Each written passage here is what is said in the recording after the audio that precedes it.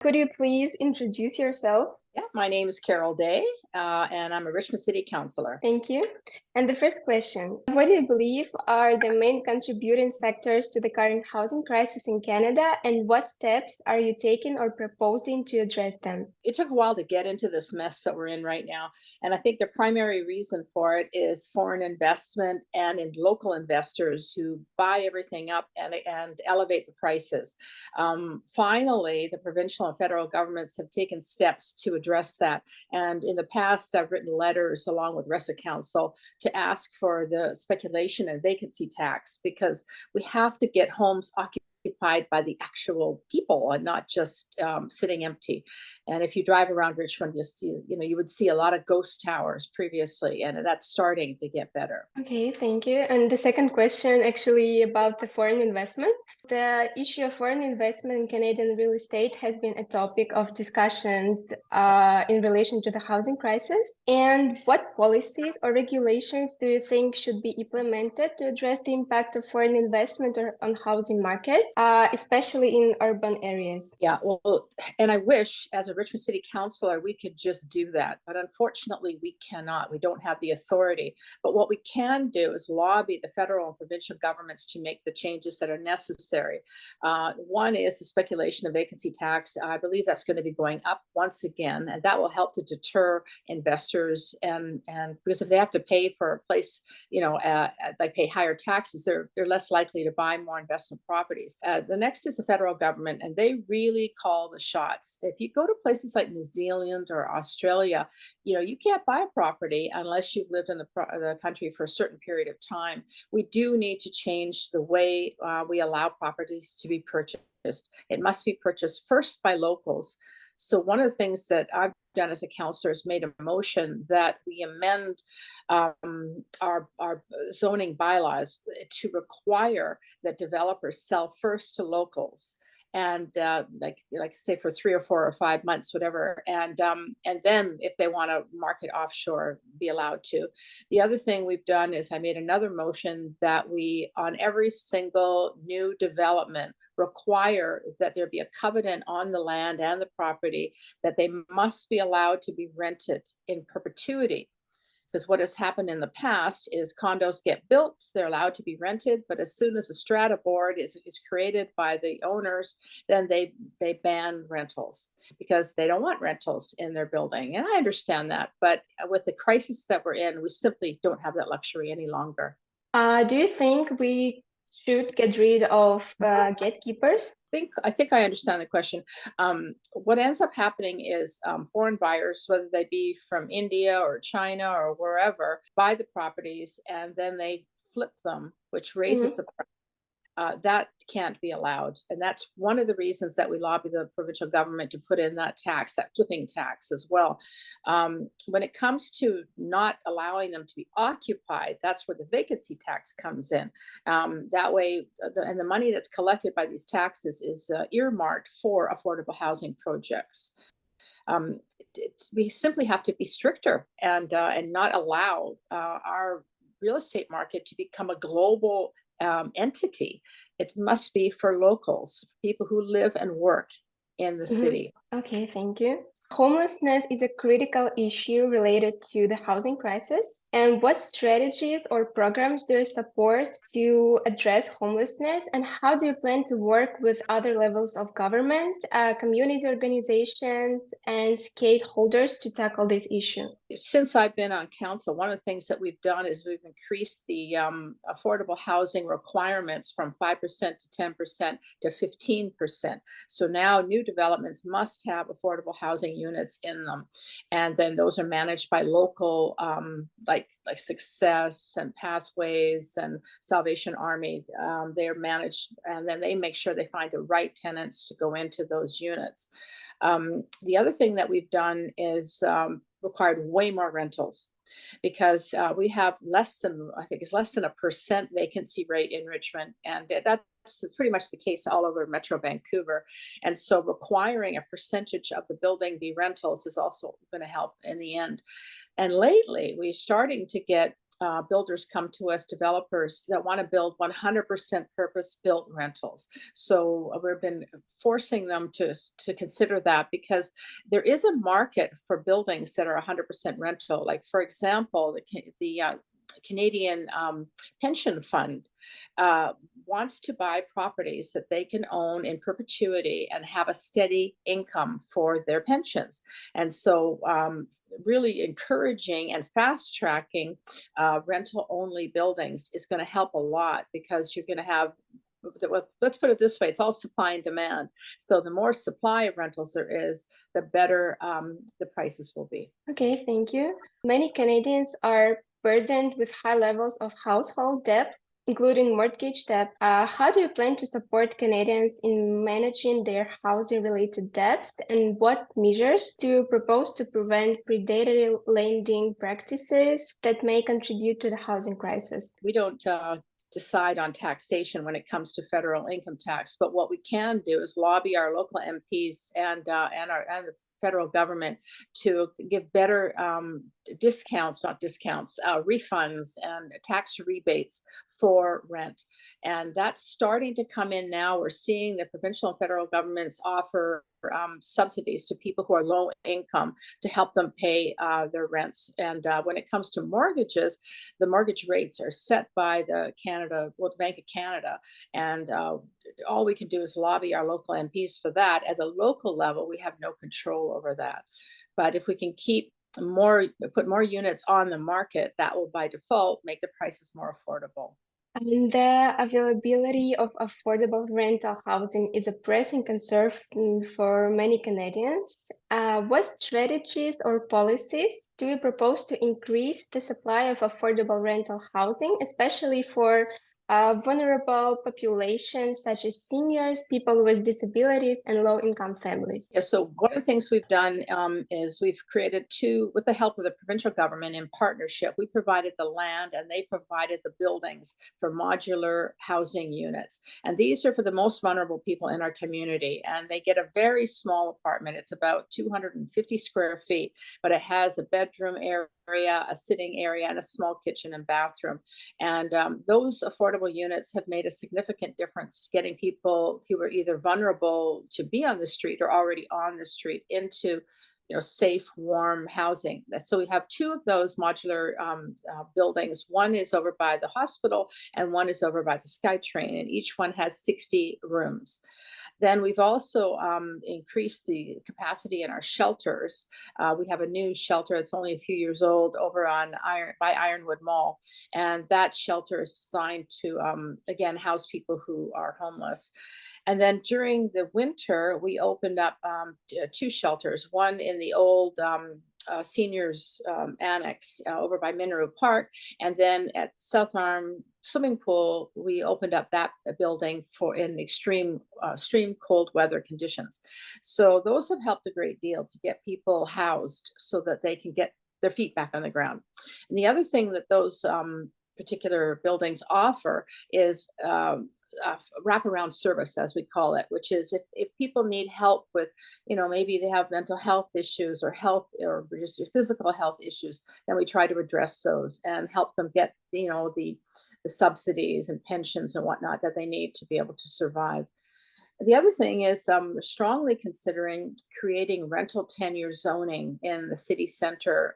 I'd like to see it over by Spires Road, which is an area very close to the SkyTrain. And I would like to see all the lots in that square quadrant, which is very close to Cook School, be rental only buildings. That way we can build far more rental units much quicker. They can be fast tracked, and that will help house more people. And again, it's supply and demand. The more supply you have, the more affordable the rents will be. Thank you. Climate change and environmental sustainability are important considerations in housing policy. How do you plan to integrate environmentally sustainable practices, such as an energy efficient housing and green building standards, into your approach to addressing the housing crisis? There's a lot of green initiatives that we're doing already. And when we approve a building, we encourage builders to do gold LEED level buildings. So the buildings are so energy efficient that they don't need as much energy to heat and cool them. We've also opened a bunch of energy corporations, Lulu Island Energy Corporation, the Oval Energy Corporation, and there's a few more. And what they do is they use thermal energy in the ground to heat the buildings. And then as the buildings are built around the energy corporations, they're connected to that grid. And those don't use any gas, they don't use any oil, they don't use anything but the natural electricity that comes out of the ground. So we've won awards for this actually in Richmond because we're way ahead of the curve. But we're never done. There's always more to be done. And so one of the things that we're looking at is more green roofs. And so there's a number of new buildings that have green infrastructure on the roof, and that creates more green space. But the biggest thing we've done, hands down, is saving the Garden City lands. The Garden City lands are right in the center of Richmond at Garden City and Westminster Highway. And I was a lobbyist and a community activist to save those 136 acres, which were supposed to be turned into, at least half of it, into condos.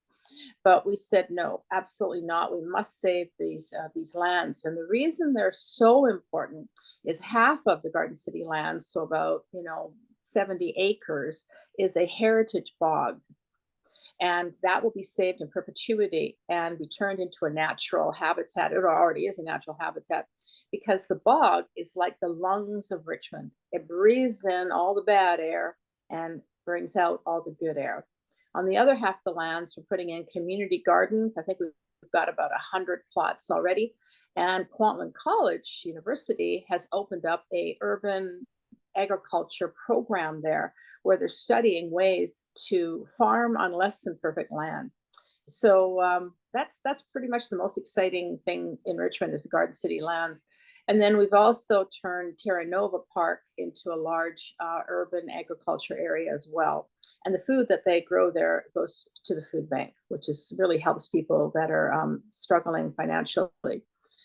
And I could tell you a whole bunch of other things that we're doing in the city, but what we can continue to change is when we're looking at developments, is to increase the requirements and hold the developers to task to make those buildings as green as possible. It actually sounds really great. I'm excited about the things that we're doing in Richmond. And then you probably don't want to get me started on the recycling center. We have one of the best recycling centers anywhere. And it doesn't matter what you want to recycle, whether it's lithium batteries or it's I don't know, air conditioning units or plastic or metal or styrofoam or paint or batteries or light bulbs. It's all recycled at the recycle center. So the city of Richmond has got the highest recycle rating in Metro Vancouver at about 76% of our garbage ends up recycled. And that's why my bin is out on the curb today and it's only half full, and they only come once every 2 weeks to collect the garbage. Great. Housing affordability is a complex issue that requires coordination between federal, provincial, and municipal governments. How do you plan to work collaboratively with other levels of government, stakeholders, and communities to develop effective and comprehensive solutions to the housing crisis? It's all about working together, and we meet regularly with our members of parliament and our members of the legislative assembly. So those are the MPs from Ottawa and the MLAs from the provincial government. And we're constantly lobbying for more money from them and more commitment to build affordable housing units. This is really critical. The other thing that we're working with is the Vancouver Coast Health Authority and BC Housing, because there's a number of complexes, and I'm going to use the one at 2 and Wandell as an example. It's just south of McDonald's. This development has a whole bunch of apartments and townhouses, and it's aged out. It's about 45 years old, and it's time to replace those units. So what we're trying to do with BC Housing is encourage them to tear down the two-story townhouses and build much taller towers, and then rehouse all those people in the new units. And of course, by densifying that development, we can bring far more units to the market for people that need affordable housing. So what the city can do in a case like that is to relax the zoning bylaws, to fast track the development when it comes to us, and really just make it a reality as soon as possible. We may even be able to waive some of the development cost charges as well. So working with BC Housing, working with Vancouver Coast Health Authority, working with the province, and working with the federal government. And we do have some land that we can develop into housing as well, but we need the partners to step up. And we're getting closer and closer to that every day. In fact, we're getting more and more grants, and that's a positive thing. Yeah, because Canada has a lot of land, but everyone wants to live in Vancouver or in the Metro Vancouver. So the reason for that is that's where the work is. I mean, sure, you could move up to, 100 miles outside of Yarrow, or not Yarrow, or out of Merritt or Kimberley, but what are you going to do for a job? Yeah. And that's why so many people live at the very bottom of Canada, because that's where the work is. But on the other hand, it is too hard to find a job here for newcomers, and especially to become a doctor. Yeah, the provincial and federal government, I understand, are going to be relaxing and simplifying the process to become certified as a doctor or nurse or any kind of medical practitioner, because we don't have enough bodies to do the work, and the doctors and nurses are retiring, and we need to fill those positions. So again, as a city, we can lobby, but we can't wave a magic wand and say, okay, you're good to go. Yeah, but again, they need to live somewhere and they need to get licensed. The provincial government has given quite a bit of funding to doctors to open up their own practices, and that should fast track that process. And again, that was through letters from not just the city of Richmond, but every city, and especially Metro Vancouver, begging them to please help the doctors so that we can get those offices opened as soon as possible. And that's all in the process now. And finally, how do you plan to engage with and listen to the voices of those most affected by the housing crisis, such as renters, homeowners, and individuals experiencing homelessness, in order to inform your policy decisions and ensure that their needs are met? It really starts with a conversation like what we're having today. And like during the recent election in October, I can't tell you how many doors I knocked on to talk to people and find out how they feel and what's going on and what their concerns are. And I heard from people living in co-op housing, townhouses, apartments, and even people living in regular housing, because like standalone single family homes, like the kids can't find a place to live. So every level of the community, whether you're seniors right down to a young family or just getting started out, are having the same problems. And so the key is to make housing it's going to have to be smaller and more affordable. So what we're looking at right now is potentially encouraging densification of like neighborhoods in a way that is sustainable. In other words, we don't want to build a fourplex on every lot, because then the sewer systems would have to be upgraded and the water system, and there wouldn't be enough parking. So what we need to is densify the arterial roads. And instead of building $1.2 million townhouses, let's start building maybe 4 to 5 story high apartment buildings in those same lots. And I'll give you an example. In the corner of number 2 Road in Blundell, I recently voted against a development that was going to tear down about 4 or 5 single family homes and build 25 luxury townhouses. We don't need them. That area is perfect for densifying, because right across the street is shopping malls, banks, doctors, everything you need, buses at your doorstep.